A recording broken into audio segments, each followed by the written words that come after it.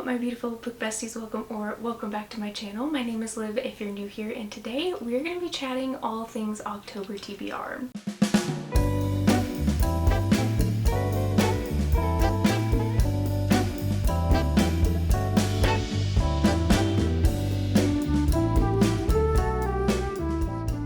Completely honest with you, I'm sitting here filming this TBR without even knowing exactly what I'm going to be reading. So yes, we are bringing back the fall TBR jar. I am so excited about that. But also, September was a very slow reading month. I got nowhere near as many books as I wanted to read of my fall TBR, which makes me a little bit sad, but I have been enjoying this cozy season of just vlogging and giving you guys content. This week and next week we have a lot of rain, which I feel like is the perfect ambience and the perfect coziness and vibe just to get a lot of reading done. So I have very high hopes for October. So let's just go ahead and hop straight into the books because I have something very exciting happening on Patreon I'm just like itching to tell you guys about. But before we get into all of the fun stuff, well, I shouldn't say all of the fun stuff because this is also fun, but I do have my own personal book club. You can join over on Patreon for only $3 a month if you're interested. We read the book, do a live discussion, and I just have a bunch of stuff happening over there in the month of October, so definitely recommend checking that out. But you guys voted for the month of October to be Alchemy of Secrets by Stephanie Garber. I am so thrilled that this one was chosen. I've actually heard that it takes place during Halloween, so hopefully this is the perfect choice. I am predicting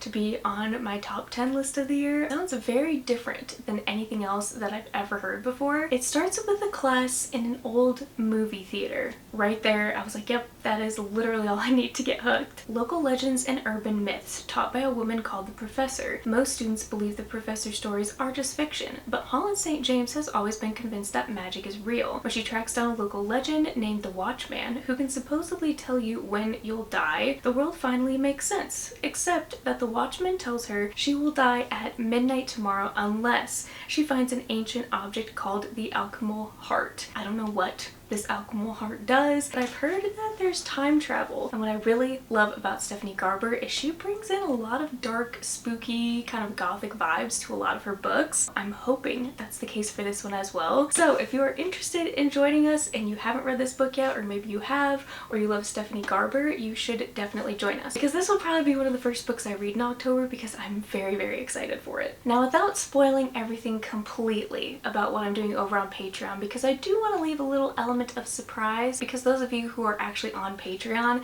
have been getting sneak peeks and everything already. But we're doing kind of like a month-long readathon, and my question to you is, are you team cozy or are you team spooky? I'm also going to be having a pretty big prize for the winner, and this is not some like $20 gift card to Starbucks. This is going to be a very fun prize. I think that you're really going to want to actually work for. Be like a little friendly competition. Hopefully that piques your interest enough to go check it out. I am very excited about this. I've never done anything like this on Patreon before, but I think it's going to motivate us all to really want to knock out our fall TBRs. Okay, next I want to talk about some new releases coming out in October that I really want to read, but there is one specific book that I have been eyeing since it's come out. It did come out recently, and that is The Late Night Witches. So even though this doesn't come out in October, I'm cheating with my TBR a little bit because I'm just so excited to read something cute and read something spooky, but also, I don't know, just something that's gonna bring me comfort.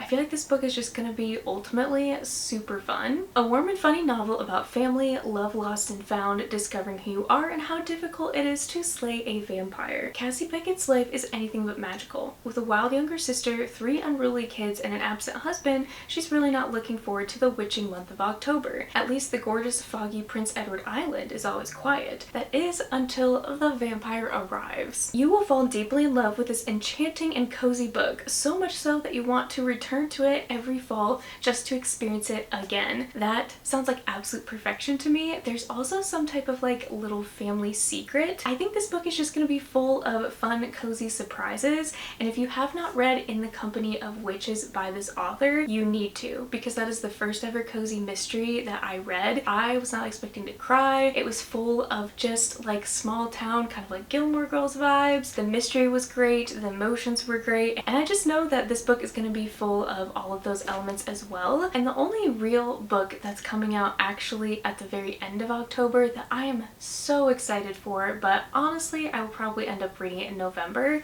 is The Everlasting by Alex E. Harrow. This cover and everything about this is stunning. I'm obsessed with this author and how she genre bends. She includes fantasy and romance and horror and spooky vibes and gothic. I feel like she is so creative. One of the most creative authors I've ever read, honestly. A reluctant lady knight and a not-so-heroic historian will fight through time and space to rewrite their tragic fates and finally reveal the truths hidden beneath the greatest legend ever told. I'm sorry, but what? That sounds absolutely incredible. I literally don't need to know anything more. So creative, so excited for this one. And this cover, I mean, immediately I want this in my hands right now. So for those of you who were here last month, you know what this little mug is. It is my fall TBR jar where we are going to be picking 5 or 6 books out together, and this has just been so fun. But I will say I did go and curate this mug a little bit better after September because I've already read some of the books that were in here, or I bought a couple new ones that I wanted to add to the list, or I just really wanted to prioritize some over others. So I've curated this. The list is a little bit shorter,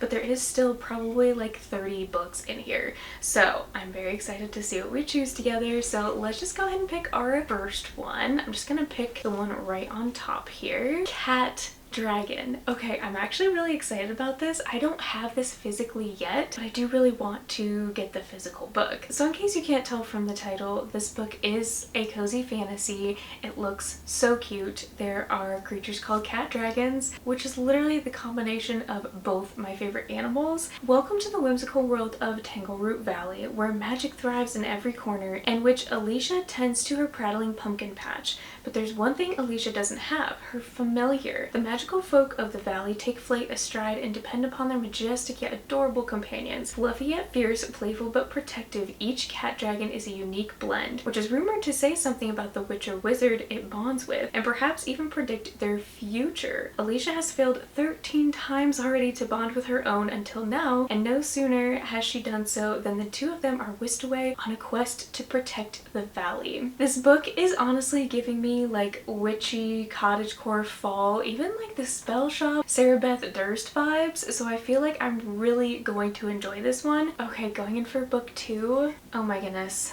Okay, we're just gonna pick another one from the top. This one is Uncharmed. This is the second book in the series, and this is actually my most recent fall purchase, so that's perfect. It's not gonna sit and collect dust on my shelves for another year. A perfect witch must learn to embrace imperfection and live for herself in this spellbinding cozy fantasy sprinkled with love, laughter, and magic. That right there sounds exactly what I need right now as someone who's a perfectionist and a people pleaser. I already know Lucy's gonna hit home with this book. Andromeda Annie is the perfect witch. She is sugar, spice, and everything nice, each element of her life finely curated and polished to irresistibly by her nightly hex-laced potion routine. She loves to please and keep everyone around her completely happy. When Annie's coven tasks her with guiding an orphan teenage witch through the process of getting her blossoming magical powers under control, Annie is excited for the chance to prove herself. But the ramshackle cottage they'll be housed in isn't quite the staycation of Annie's dreams, and she and Maeve, the headstrong teen, couldn't be more different. If you haven't read Rewitch before, I will say her writing is very fluffy. It's very detailed, it's very descriptive, but if you just want something that's like a warm hug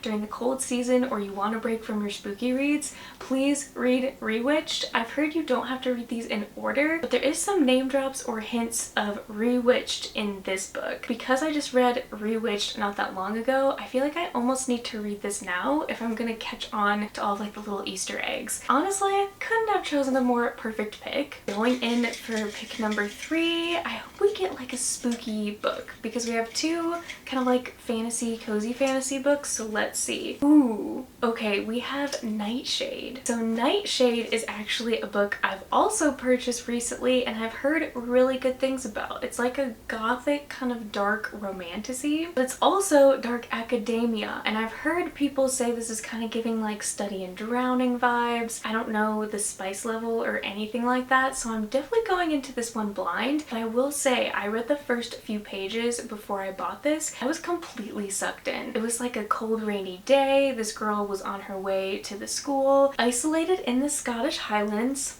check. Sorrowsong University, check. Only welcomes students from the most powerful families. Ophelia, love that name, another check. Doesn't belong, but a rare scholarship grants her the opportunity to investigate her parents' accidental death near the castle grounds. Her plan? Keep her head down and punish those responsible. The last thing she needs is to wind up in a mafia war or step on the toes of actual royalty. Things get off to a rocky start when she runs afoul of the mysterious Alex, son of her prime suspect. As far as she's concerned, he is a younger version of his billionaire father, a monster hiding beneath a beautiful facade. Obviously, we're gonna have a little romance, but I didn't realize this was kind of like a mystery too. This sounds like the perfect bind up of everything I could want in an academia book. So I'm actually very excited for this one. Again, another book I purchased recently that hopefully I will get to and it won't sit on my shelves for another year. Okay, going in for number 4, we have Strange Houses. I'm super excited I picked this one. I was hoping I would get this or The Twisted Ones by T. Kingfisher. I want something that's a little bit horror-ish, but nothing too crazy. So this one is a Japanese translated work, and the reason or how I found out about this book is Strange Pictures just came out. It's lime green and black, and it's always caught my attention in the bookstores. Well, little did I know they're kind of like companion books, I think, or they're at least written by the same author. And in this book we have an author who buys a new house and he sees the floor plan and there's dead space. So he is trying to go in and investigate what this dead space on the floor plan is, what it was used for, and I'm just very intrigued. As you can see, there's a lot of floor plans and pictures throughout this, but I love that it seems like you're kind of finding out the mystery with the narrator. It almost looks like an interview style as well. I'm a little bit scared. Don't really know the content warnings of this, so I would definitely check them out if you want to. This is very opposite from what I've chosen already, which I think is gonna make for an interesting time. Alright, so we're gonna go in for number 5. I think we'll pick 6 or 7, just because I want to have options, you know? The Twisted Ones. Did I just speak that into existence or what? So this book has been on my shelves for quite some time. I have never read a T. Kingfisher that's been on the horror spectrum. I've only really read a lot of her like fantasy retellings or something that's a little bit more lighthearted. It's about a girl named Mouse and her dad needs to go to clean out her dead grandmother's house. So she says yes, only to find out her grandma is a hoarder. And then she also stumbles across her stepfather's journal, which at first seems to be the ravings of a broken mind, until she encounters some of the terrifying things he describes herself. I think this takes place in the woods. All sorts of like journal entries. Oh my gosh, I love a book within a book. If T. Kingfisher does anything well, it's the atmosphere, it's the vibes. Number 6. I don't know. I feel like anything is fair game at this point and I will be happy with whatever.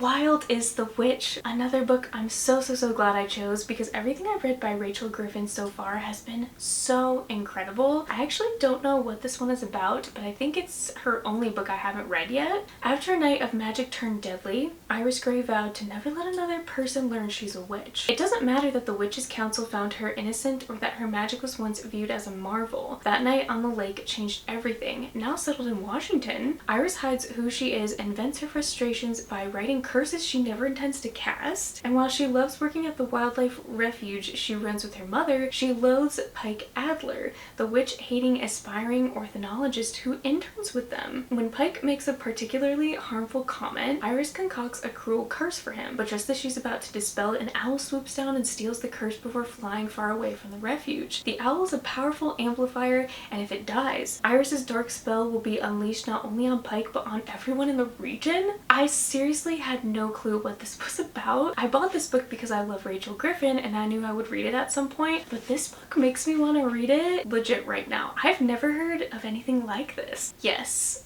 okay, I'm very excited for this. Okay, we're on a really good streak right now, so why don't we just go ahead and pick one more because I'm loving this TBR so far. It honestly couldn't have been any better. Ooh, I'm so excited for this. I chose One Dark Window by Rachel Gillig. I read Night in the Moth earlier this year and it was one of the most interesting stories I've ever read, and this book also sounds super interesting.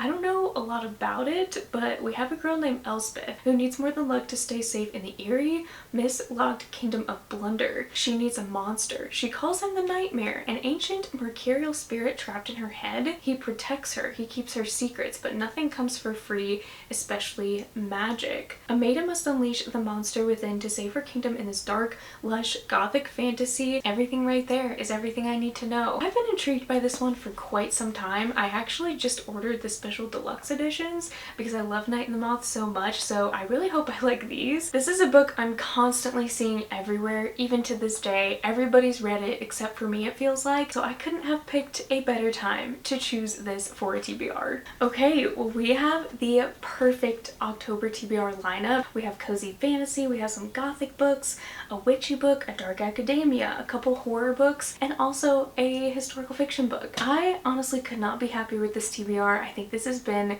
my favorite use of my TBR jar so far this year. I hope you guys are as excited about this TBR as I am. Thank you so much for clicking on this video and supporting my channel during this fall season. I know I've gotten a lot of new people around here, and it just makes me so happy that you all love fall and spooky things and cozy things as much as I do. Every like and comment means so much to me. I hope you guys are having the best spooky or cozy season. I love you guys so much, and I will see you in my next video.